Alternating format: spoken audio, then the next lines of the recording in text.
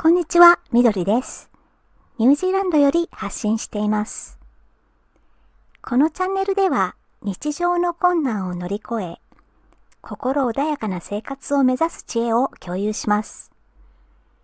今回も心に響く話を短くお届けしようと思います。今回は私が息子の水泳レッスンから学んだ苦手克服方法についてお話ししたいと思います。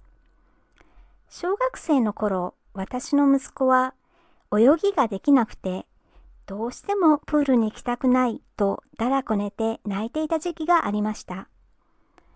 でもそんな息子でも今ではスイスイ泳げるようになってプール好きになりました。これはとても素晴らしい水泳レッスンのおかげです。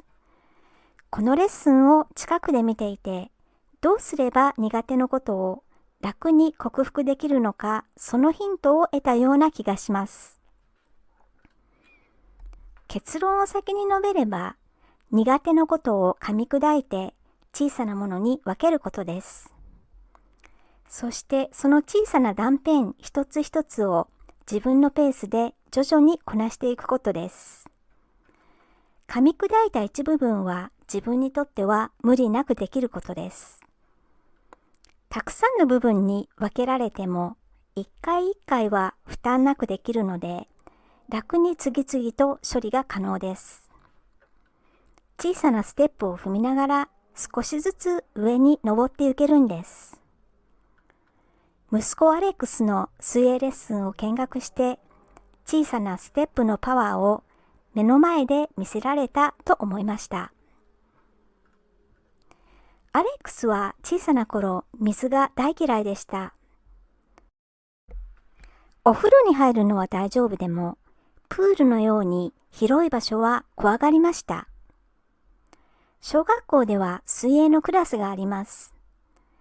水泳の授業があるときには、アレックスは学校へ行きたくないと言って動こうとしませんでした。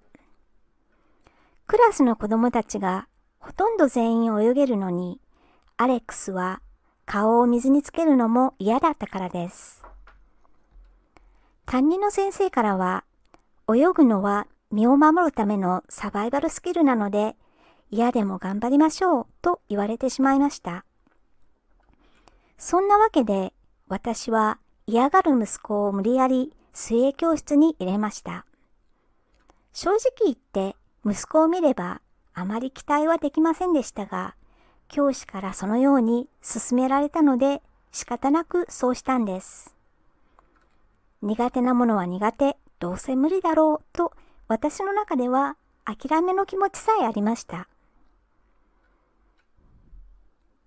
泳げるようになるにはまずは水の中に潜れないといけません。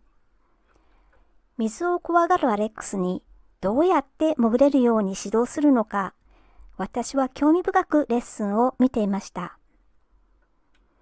まず最初にインストラクターは赤ちゃん用の浅いプールへアレックスを連れて行きました。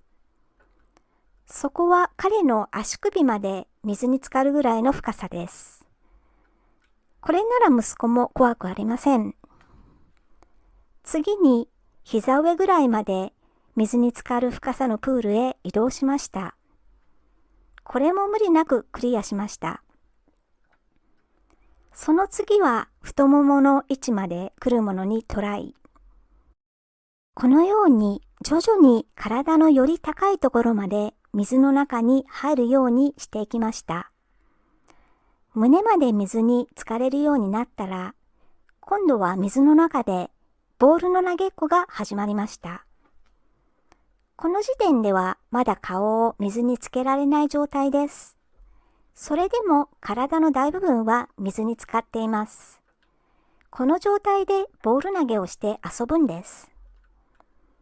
そうするうちにアレックスもだんだん水に慣れて、水に対する抵抗感も少なくなりました。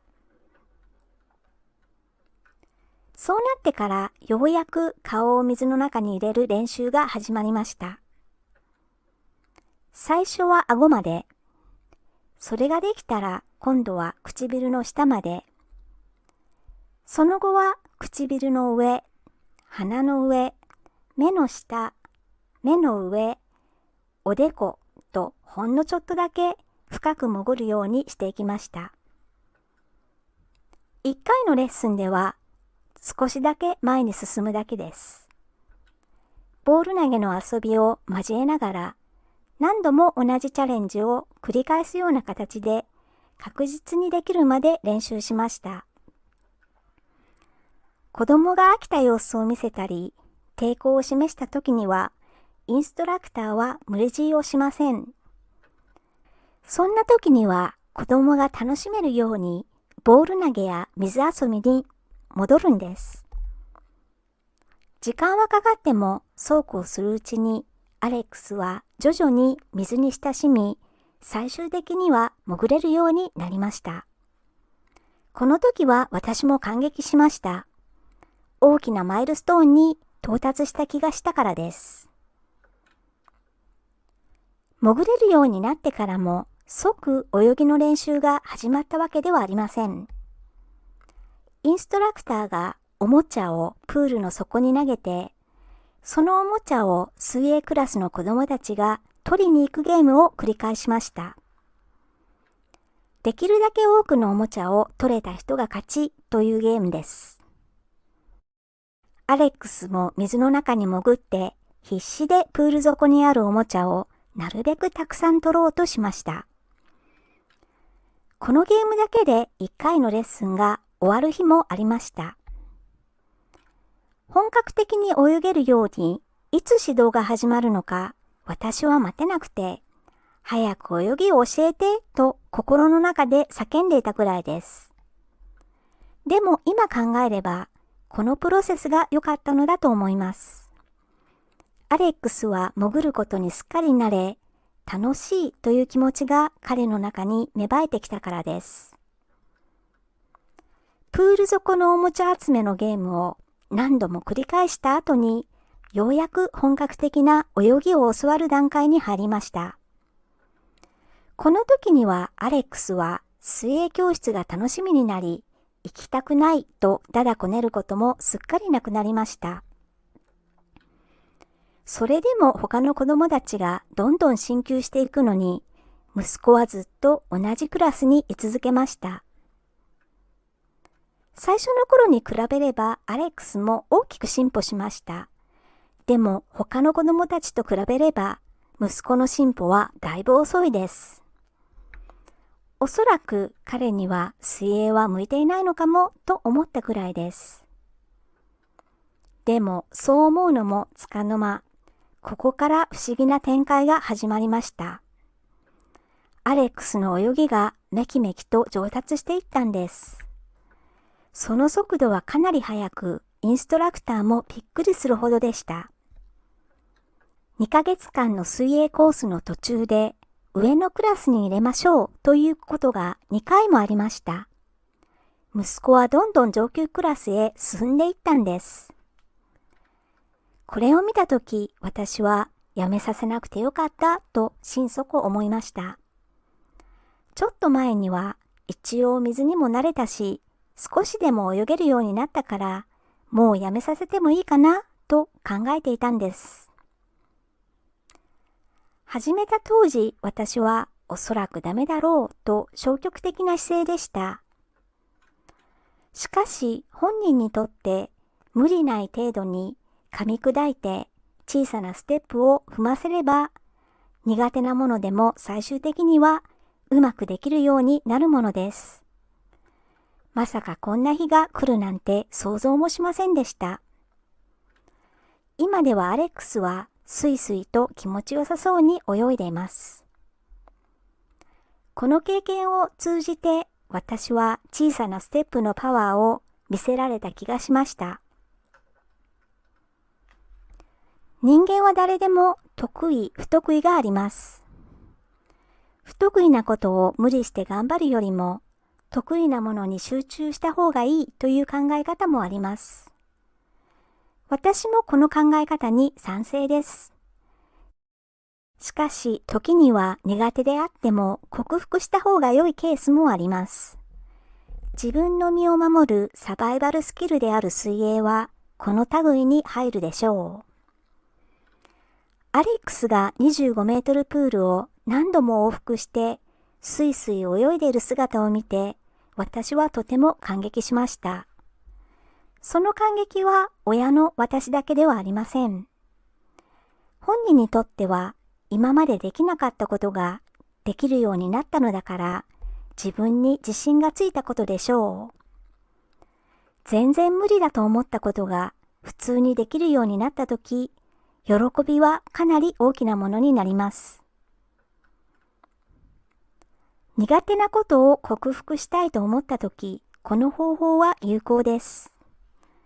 自分にとっては大きな課題と思えることでも、小さなものに噛み砕くことです。どのくらいのサイズに噛み砕くのかは、自分の負担にならないほど小さなものにすることです。どんなに小さくても無理なくやっていれば確実に少しずつでも前に進むことができます。自分のペースでゆっくりと一つ一つ確実にこなしていくうちに驚くような発見をするでしょう。あれ？小さなことでも続けていればこんなにすごいことができるようになるのかと感激するんです。多少時間はかかるかもしれません。それでも小さなステップを踏むことは大きなパワーに変わっていきます。無理だと思ったことでもできるようになった時には言葉では表現できないほど素晴らしい爽快感があります。もしあなたが苦手克服に挑戦するのなら、ぜひこのやり方をお勧めしたいです。ということで今回は私が息子の水泳レッスンから学んだ苦手克服方法についてお話ししました。最後まで聞いていただきまして本当にありがとうございました。次回も役立つ情報をお届けする予定です。応援いただけると嬉しいです。よろしくお願いいたします。ニュージーランド在住のみどりでした。それではまた次回まで。